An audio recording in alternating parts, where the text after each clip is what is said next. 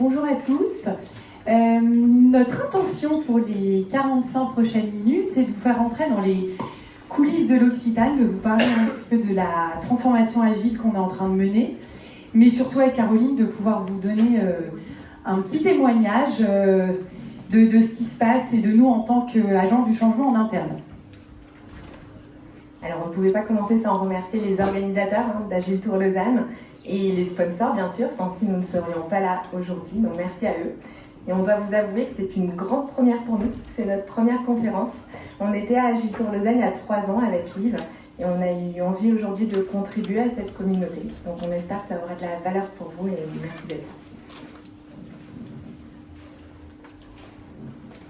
là. Alors, pour commencer, qui a déjà testé un produit l'Occitane ? Oh là là, c'est pas mal. On pourrait prendre une photo. Deuxième question. Qui travaille en Agile depuis plus de 5 ans ? Une belle moitié. Et qui bosse avec des équipes tech et digitales ? Une belle majorité. Ok. Cool. Alors nous, on a quasiment testé tous les produits l'Occitane que vous pourriez trouver dans une boutique, pour la bonne raison que ça fait respectivement 20 ans et 10 ans qu'on travaille chez l'Occitane en Provence. On a eu différentes casquettes métiers, marketing, merchandising, formation. Par contre, on ne vient pas du tout de la tech et du digital. Ça fait moins de 5 ans qu'on travaille en Agile. Et vous l'aurez compris, on est au service d'une entreprise qui n'a pas pour cœur de métier de développer des softwares, mais des produits cosmétiques. Du coup, pour vous donner juste un petit peu de contexte sur l'Occitane, donc l'Occitane, c'est une marque qui existe depuis 1976. On a à peu près plus de 3000 points de vente dans 90 pays. Donc, assez grosse entreprise aujourd'hui d'un petit peu plus de 2 milliards d'euros. Donc, vous imaginez bien qu'en termes de flexibilité ou d'agilité, il y a des petites questions à se poser.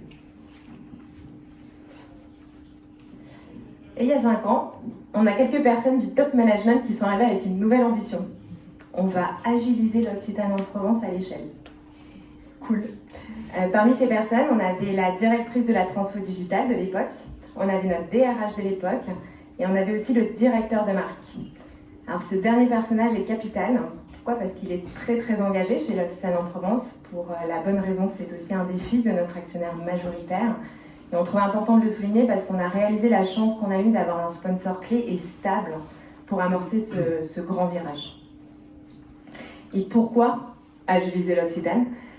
L'intention, c'était d'arrêter d'avoir une voiture impossible à manœuvrer dans un environnement de plus en plus concurrentiel, avec des consommateurs hyper volatiles. Et c'était de recréer des dynamiques de start-up dans notre grand groupe, d'arriver à faire que des experts de différentes équipes travaillent ensemble sur des projets à forte valeur pour nos clients. Et c'était bien sûr d'essayer de manœuvrer de plus en plus efficacement.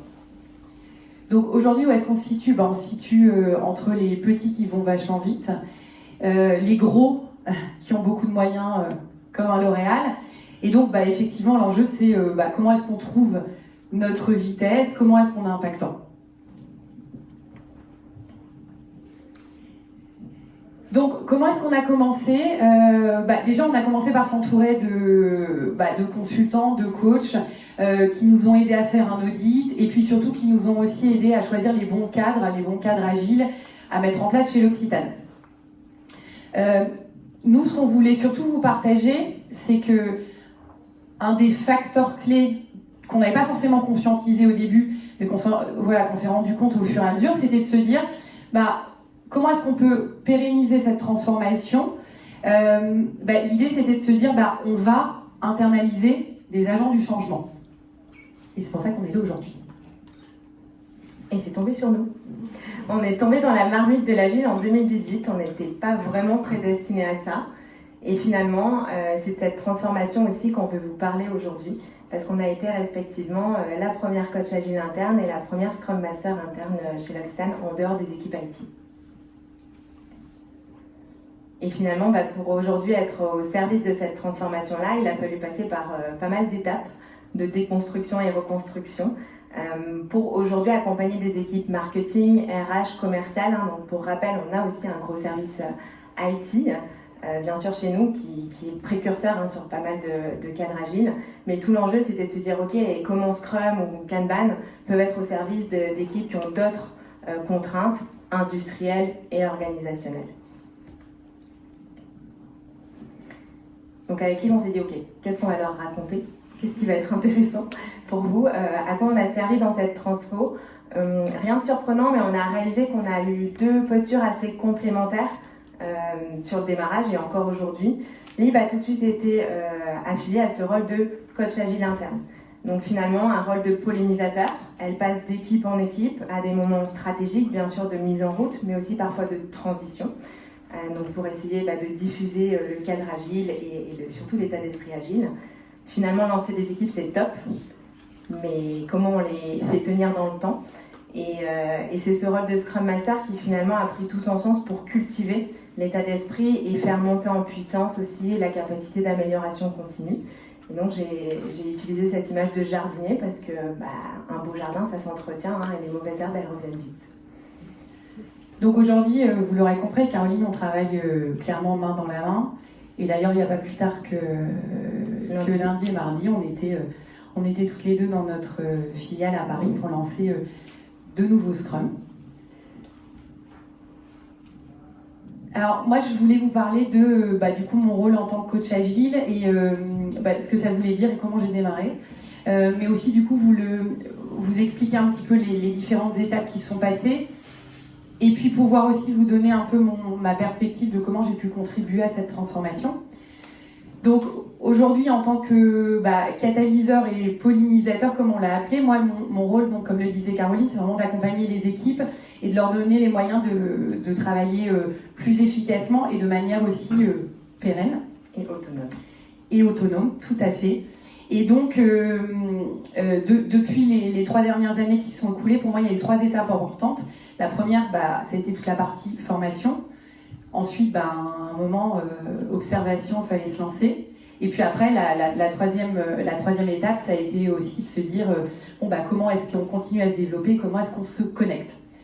Donc, la première, la partie qui pour moi est l'étape la plus importante, c'était la partie développement. Et donc, comme Caroline le disait au début, on a eu un super sponsor du top management. Donc, l'investissement qui a été fait au niveau de notre accompagnement et de nos formations a été hyper clé. Donc, en termes d'accompagnement, on se parle de formation certifiante, de coaching, de mentoring, formation design thinking, ce genre de choses. Donc, j'ai été équipée. Et en parallèle de ça, c'est ce qui nous a permis, je parle de ça parce qu'on était aussi avec notre boss toutes les deux à se former en parallèle, c'est ce qui nous a permis se dire, avec tout cet équipement, de monter un premier protocole de développement pour les futurs agents du changement. Donc, de quoi ils ont besoin pour commencer à se lancer. Et donc, c'est là où on a pu identifier, pour commencer, les équipes ont besoin forcément de théorique, d'une partie quand même ludique et pratique, d'un vrai accompagnement aussi très théorique, formation, que ce soit sur le Scrum Master, sur le Product Owner. Mais une partie qui est aussi très importante, ça a été la culture du feedback. Chez nous, en fait, on a beaucoup travaillé en partenariat avec les RH et la culture du feedback, pour nous, elle a été clé pour poser aussi les socles de l'agilité avec les différentes équipes. Les enjeux qu'on a pu du coup rencontrer au fur et à mesure à partir du moment où on a été formé et on a commencé à se lancer, c'était de se dire ok, c'est chouette, on va pouvoir équiper nos premiers agents du changement, mais on n'est pas beaucoup en fait dans cette équipe, et comment est-ce qu'on va pouvoir finalement toucher un peu plus de monde et comment est-ce qu'on va pouvoir rendre un peu tout le monde acteur de cette transformation. Et c'est là où du coup on s'est dit toute cette partie finalement théorique, comment est-ce qu'on peut gagner du temps. On a lancé des modules d'e-learning qui permettaient du coup à beaucoup plus de monde de se former. Mais également sur tout ce qui est formation finalement un peu ludique. Comment est-ce qu'on a réussi à les internaliser? Quand on parle de formation ludique, je pense à Lego for Scrum. Comment est-ce qu'on a réussi à les internaliser pour justement toucher un petit peu plus de personnes quand on démarre? Un petit exemple maintenant dans mon département depuis un peu plus d'1 an. À chaque fois qu'on reçoit des nouvelles personnes, des nouveaux stagiaires, on organise 2 modules de 2 heures, un sur la culture du feedback et un sur l'Ego for Scrum, grâce à la transmission aussi d'un coach externe dont on parlera plus tard.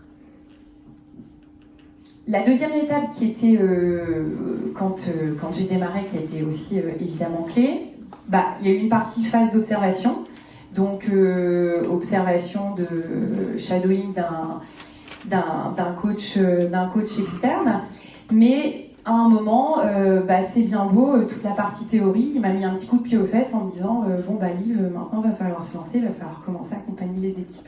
Donc un petit peu flippé, mais on est parti, j'ai commencé à accompagner du coup différentes équipes sur le cadre Kanban, les démarrer en Kanban et les suivre.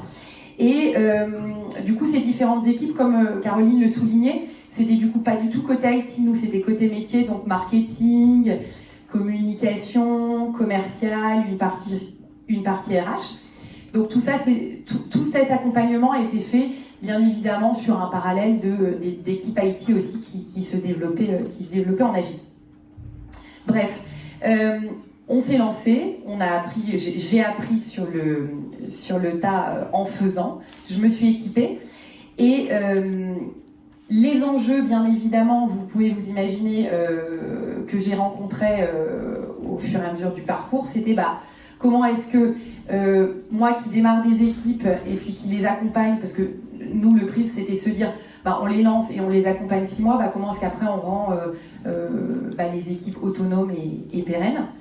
Comment est-ce qu'aussi, en tant que coach, je les aide à travailler avec des équipes qui sont non agiles, parce que bien évidemment tout le monde n'est pas encore agile chez l'Occitane et c'est pas forcément ce qu'on souhaite. Et également, ce à quoi je me confronte encore aujourd'hui, c'est de se dire, par rapport à toutes les équipes que j'accompagne, l'enjeu c'est comment est-ce que j'arrive à aligner des équipes top management aux membres d'équipe, et tout ça, ça fait un grand écart et c'est encore des choses qu'on est en train de tester.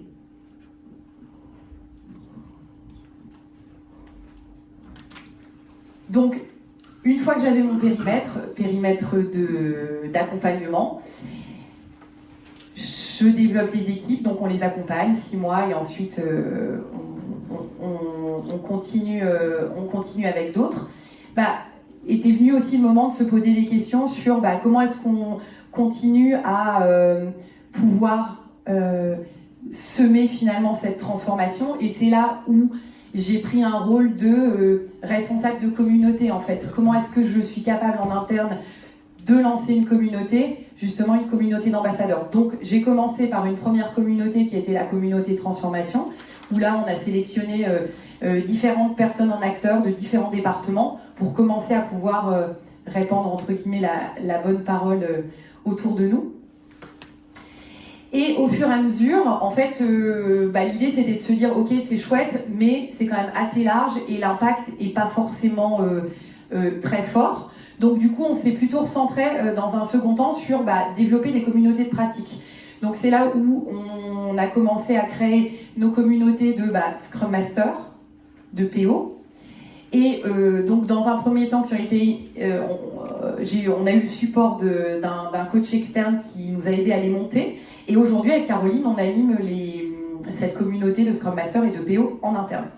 Donc avec bien évidemment aujourd'hui des enjeux de on a les juniors, on a les seniors, et comment on fait vivre tout ce petit monde ensemble, et comment on continue à développer par niveau d'expertise. Globalement, ce que je peux vous dire, c'est que ces différentes phases, elles ont été clés, et de par mon expérience, je pense qu'il y a le plus important, en tout cas, ce que j'ai trouvé fort, c'était moi j'ai eu envie de partir dans cette aventure, donc d'embarquer les gens, en tout cas qui en ont envie, d'investir sur leur formation, c'est hyper clé. Pas hésiter à se lancer, parce qu'aujourd'hui, j'ai évidemment beaucoup appris, mais c'est surtout pas hésiter à, une fois qu'on a fait ces premières étapes, pas hésiter à se connecter. C'est pour ça d'ailleurs qu'on s'est mis aussi un petit coup de pied aux fesses et qu'on est là aujourd'hui, parce que l'idée c'est de pouvoir continuer à se nourrir et se connecter tous ensemble. Et du coup, côté l'Occitane, ce que je peux observer sur ces 3 dernières années d'expérience, c'est que déjà, on a fait des petits pas, les gens commencent à prioriser, on commence à observer un vrai état d'esprit agile qui commence à se développer, et pas que dans des équipes agiles. On sent qu'il y a une nouvelle hygiène de travail qui se met aussi en place. Comme je vous parlais tout à l'heure, il y avait le partenariat aussi qu'on a beaucoup avec les RH, parce que les RH, notre département RH, sont aussi en Kanban. Et grâce à eux, c'est des vrais ambassadeurs. Et grâce à ça, en fait, on a réussi à embarquer aussi des équipes non agiles sur de l'hygiène, comme de la rétrospective, etc. Et ça, c'est des choses qui commencent à se développer, dont on est assez fiers. Donc, voilà, ça c'était pour vous donner un peu une vision un petit peu macro de mon retour d'expérience en interne. Et je vais laisser Caroline, elle, vous expliquer plutôt sa vision micro, vu qu'elle a fait partie de la première Scrum qui a été lancée au market chez l'Occitane. Donc moi, le parcours, il a été un peu moins linéaire et évident. Si on fait un petit retour en arrière en 2018, j'ai pas du tout choisi de faire partie de ce département transfo. Au début, on se connaissait sans se connaître, un livre. En 2018, moi, j'ai été cooptée, un peu par accident, dans la première Scrum. Et j'ai identifié 4 étapes, un peu imagées, dont je vais vous parler. Et on attaque avec une belle étape de traversée du désert en 2018. Alors, pourquoi traversée du désert ? Parce que comme tout changement structurel profond, ça secoue. En 2018, comment on développait des produits chez l'Occitane ? Le pitch partait d'en haut, on va dire, du top management, des équipes marketing. On les passait à nos experts, nos usines, nos laboratoires qui développaient un joli produit. Cool. Après, on le passait à nos collègues de la communication qui développaient un beau concept, une belle histoire pour vendre ce produit. Cool. Ensuite, on le passait à nos collègues qui géraient le merchandising en boutique, à nos collègues qui géraient l'animation de nos sites internet et de notre identité en ligne. Ils faisaient encore une nouvelle étape de développement pour essayer de rendre le produit encore plus sexy. Et ensuite, on passait tout ça à nos marchés, Japon, France, États-Unis, et ils avaient la lourde responsabilité d'en faire une campagne à succès et de vendre bien sûr nos produits. Vous voyez se dessiner une belle cascade. Ça marchait, mais on identifiait des vrais points de friction entre les départements. Il y avait des vrais enjeux aussi de collaboration avec nos marchés. Et dans l'histoire, on oubliait souvent de parler à notre consommateur. Et on prenait en général 2 ans entre l'intention de développer un nouveau produit et son lancement en marché. Alors, je vais tout de suite vous dire, on ne va pas beaucoup plus vite aujourd'hui. Et ça, c'est important de se le dire. L'agile, ce n'est pas une baguette magique, moi je le répète tous les jours. On a des contraintes industrielles, réglementaires, développer un produit, ça ne se fait pas comme ça. Par contre, je vais vous raconter comment, grâce à l'agile, on a remis le client au cœur et on a créé une nouvelle dynamique entre les métiers. Et je vais vous raconter aussi comment, au milieu de cette aventure, je suis devenue Scrum Master il y a 2 ans, à temps plein. Alors, cette traversée du désert, elle a commencé par une très belle intention. C'est de dire, ok, on a besoin d'un expert en développement produit, Delphine. On a besoin d'une experte en communication, Mathilde. On a besoin de quelqu'un qui a été sur le terrain, Caroline, et on a besoin d'un data analyst qui a vécu en Chine, parce que les Chinois, ça va être nos clients, de prédilection, Clément. Donc un joli casting de 4 profils, assez expérimentés, qui avaient la lourde mission de transformer un soin visage qu'on venait de lancer en best-seller.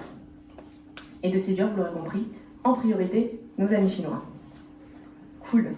Ils ont vraiment investi sur nous au départ, ils nous ont envoyés en Chine. On a pu faire des immersions assez incroyables auprès de la communauté chinoise. On a travaillé main dans la main avec notre filiale. Donc pour nous, ça a été une vraie découverte de ce marché qui est quand même très différent de nos habitudes occidentales. Par contre, on a eu un accompagnement assez sporadique. On nous a lancé, on nous a expliqué c'est quoi Scrum, en toute transparence, avec un langage hyper tech. Donc on a eu un peu peur, on n'a pas tout compris. Et ensuite, on avait un coach qui avait pris ce rôle un peu de Scrum Master, mais qui venait nous voir de manière très parsemée, on va dire, plus en one-to-one pour savoir comment ça allait. Et du coup, on s'est retrouvés tous les 4 avec nos post-it. Et finalement, on a rajouté de la complexité à notre quotidien. On a essayé de rajouter des rituels. On était bons élèves. On a vraiment essayé fort. Mais franchement, à la fin de la première année, on ne voyait pas la valeur ajoutée de ce cadre Scrum. Et on se sentait très très isolés. On était vraiment des cobayes, les gens nous regardaient loin en se disant mais qu'est-ce qu'ils font avec leur post-it ? On ne comprend pas. Bon, la bonne nouvelle c'est qu'on arrivait quand même à faire vivre notre produit, ça se passait pas trop mal avec la Chine, mais on en était là et sincèrement c'était long, d'où la traversée du désert. Ok. 2019, grand labourage.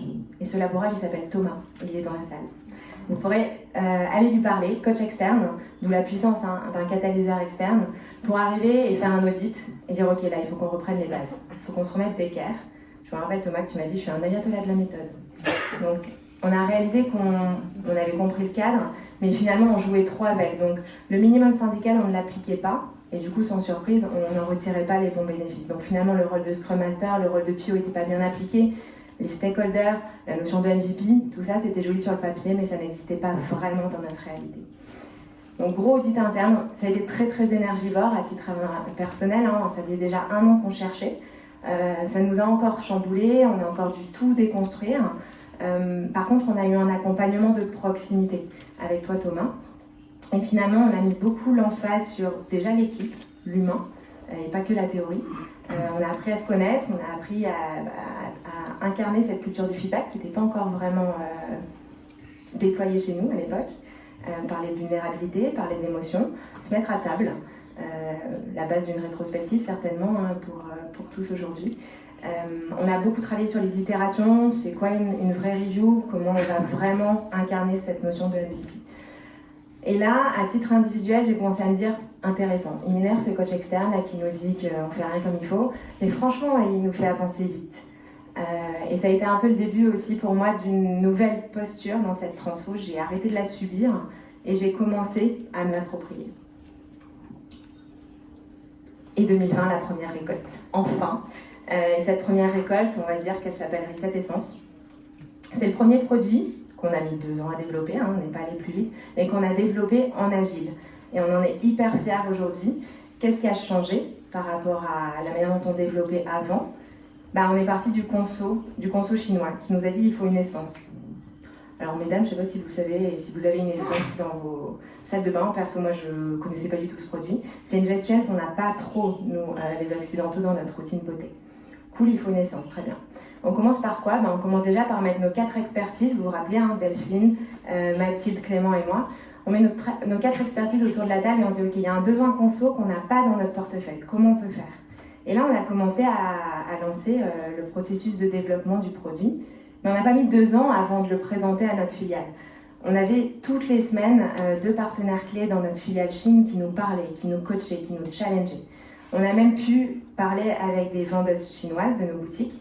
Alors on avait besoin de traducteurs, hein, c'était pas aussi fluide que si notre conso était dans la boutique d'à côté. Et grâce à une collègue chinoise, on a pu activer même une communauté de mamans chinoises expat à Genève. Et on leur a offert des déj, on leur a amené nos maquettes et elles essayaient. Elles nous disaient non mais ça c'est relou, c'est pas du tout fun, ça il faut changer, je comprends pas ce que tu me dis quand tu me parles des bénéfices produits. Donc ça nous a permis de développer et d'adapter à chaque fois notre produit un peu plus en se connectant avec notre conso. Et le produit a bien marché. Et pour nous ça a été vraiment aussi un élément déclencheur. On a commencé à se dire ok, on tient peut-être quelque chose d'intéressant tous les 4. On a commencé à ouvrir les portes de notre équipe. On a eu beaucoup de personnes qui sont venues en observation et finalement c'était moins dérangeant qu'avant. On n'était pas tant cobayes, on se sentait plus pionniers, c'était une aventure excitante. Et à partir de là, tout s'est accéléré. Thomas m'a mis un coup de pied aux fesses aussi, vous aurez compris qu'il a mis pas mal de coups de pied aux fesses dans la boîte, parce que c'était lui aussi qui a donné un coup de pied aux fesses de Liv. Et c'est là que moi j'ai commencé à finalement me dire ok, je peux peut-être incarner ce rôle de Scrum Master. Parce que l'intention de Thomas c'était de nous rendre autonomes. Et c'est là que j'ai rejoint Liv et Anne, notre boss, et que j'ai commencé à avoir ce rôle à 50%. Honnêtement, j'étais flippée. J'étais flippée parce que moi j'étais habituée à produire, à faire, à avoir de l'impact, à pouvoir le mesurer, en parler. Et là on me disait non, tu vas plus rien faire. Tu vas avoir de l'impact en direct. Tu vas être au service de l'amélioration continue. Personne ne comprenait ce rôle, il n'existait pas en interne. Mais finalement, on y allait. Et ce qui m'a le plus porté, c'est peut-être l'étape, la dernière étape, hein, cette étape d'accélération où là, finalement, c'était plus à moi d'évangéliser, d'expliquer ce rôle. C'est les personnes avec qui je bossais qui me disaient « Ah, mais on a besoin d'un Scrum Master, en fait. C'est indispensable. » Et c'est ça qui m'a peut-être le plus aidé à passer en 2021 le cap de devenir Scrum Master à temps plein. et d'accompagner la deuxième équipe qu'on lançait en Scrum sur un sujet pas du tout stratégique qui est Noël chez l'Occitane. Autant vous dire que si Noël ça marche, tout va bien, si ça marche pas, ça va pas. Et à partir de là, ça a fait ses preuves, à tel point qu'en janvier dernier, on a transformé tout notre département en charge de développer les produits et les campagnes en Scrum. Donc aujourd'hui, on a 5 Scrum qui développent toute notre offre L'Occitane, et je ne suis plus toute seule. En Scrum Master, j'ai des collègues, j'ai 2 Scrum Masters à mes côtés. Et finalement, ce qui était bizarre il y a 2-3 ans est devenu the new normal, exactement. Donc voilà un petit peu la transformation d'un département. Alors on va pas vous mentir, finalement là c'est pas le point d'arrivée, cette dernière étape, hein, c'est juste une étape. Alors là, je commence à me gratter la tête sur des nouveaux sujets. Comment on fait du Scrum of Scrum? Comment on priorise entre les équipes? Comment on fait bouger aussi le cadre RH? Parce qu'aujourd'hui on flattise l'organisation, c'est quoi les parcours de carrière qu'on va proposer à nos équipes? Comment on évalue l'individuel et le collectif? Donc on n'est pas au bout de nos aventures, et je pense qu'on a encore plein de choses qui vont bouger. Donc je suis assez curieuse aussi de comment ce rôle de Scrum Master va évoluer dans cette dynamique de département, et peut-être que je reviendrai vous en parler dans quelques années.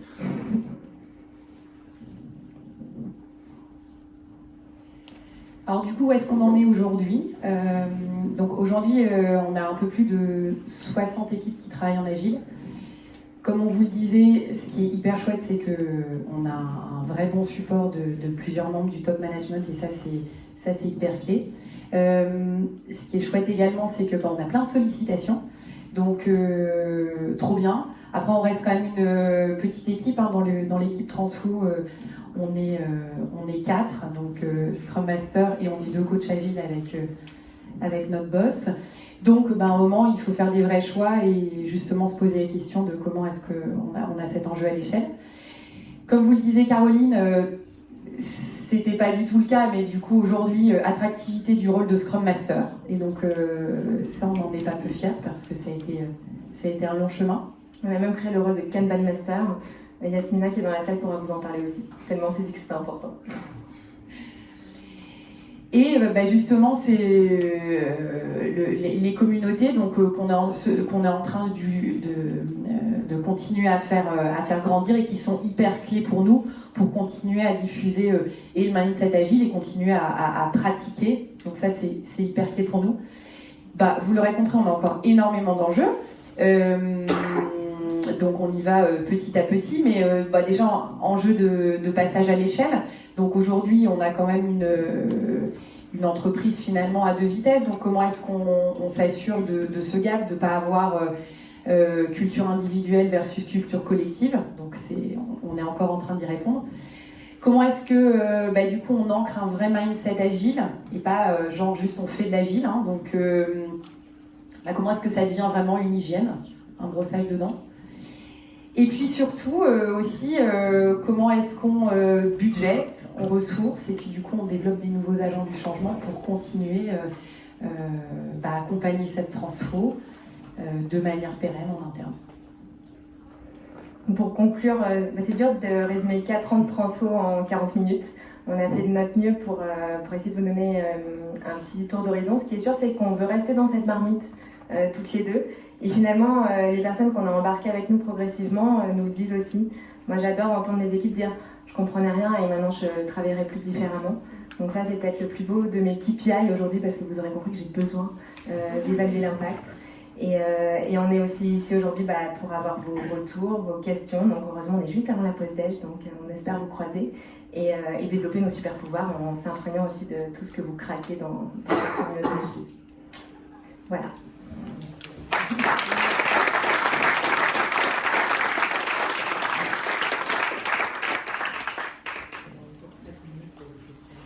Oui.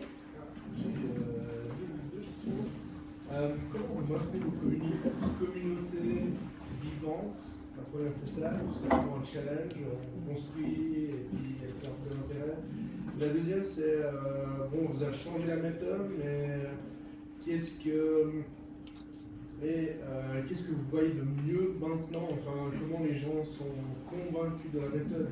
Juste par le changement, le top management qui dit c'est mieux, ou par les faits? Alors, je peux répondre à la deuxième et tu réponds à la première. Rapidement, on n'était qu'une seule équipe en Scrum avant le Covid. C'était la mienne côté marketing en 2018.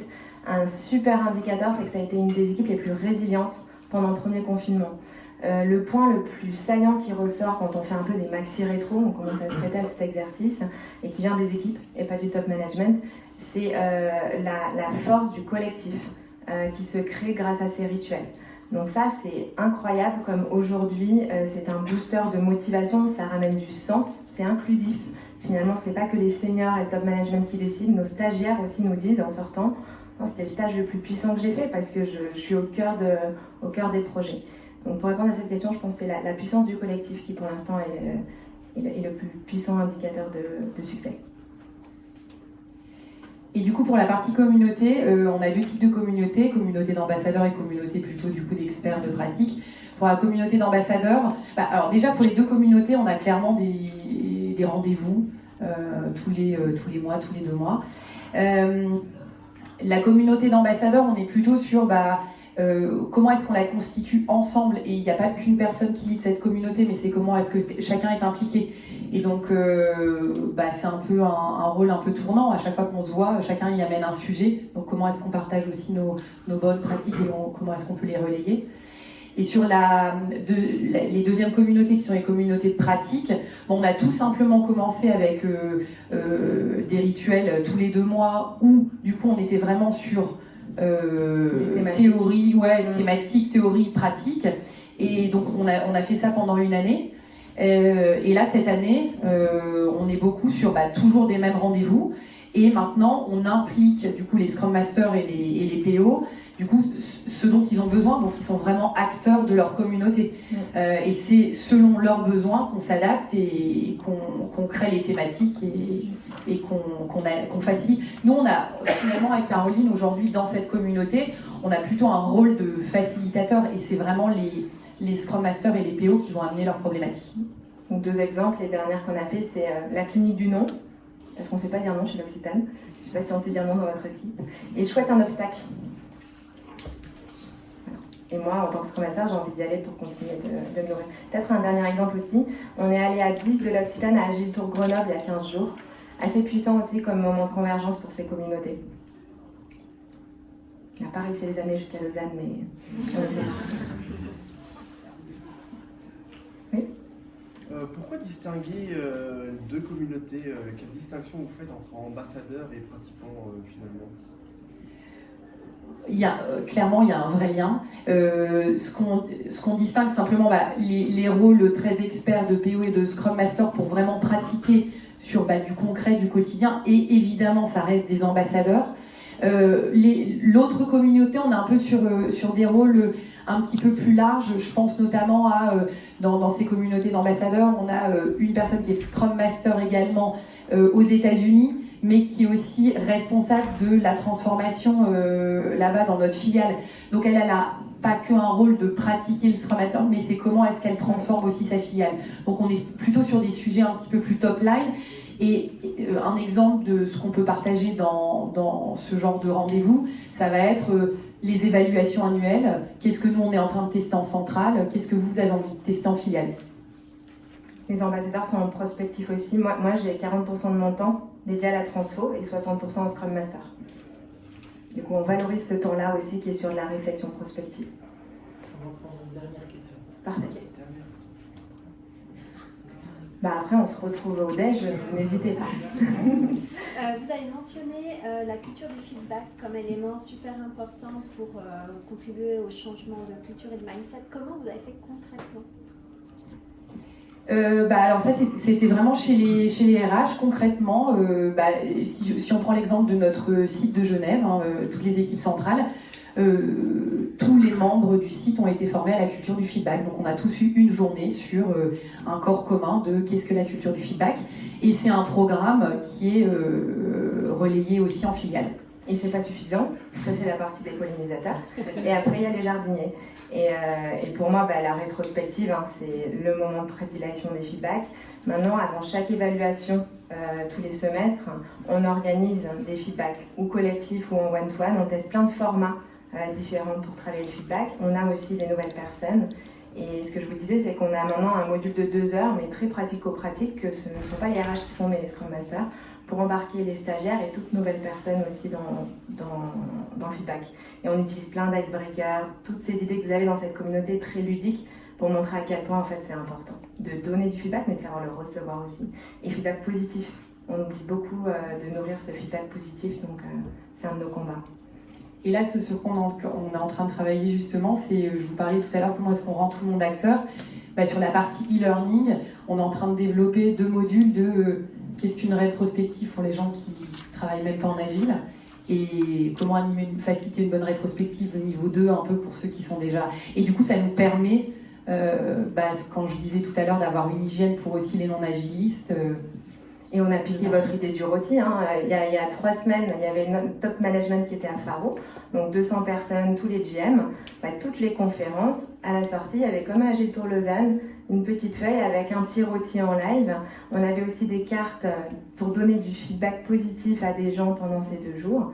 Et tous les managers, après, ils incarnent ça aussi dans leur filiale. Donc c'est aussi comment spotter des moments clés qui peuvent polliniser. Ça, c'est assez puissant. Si vous avez d'autres idées sur le feedback, vous n'hésitez pas.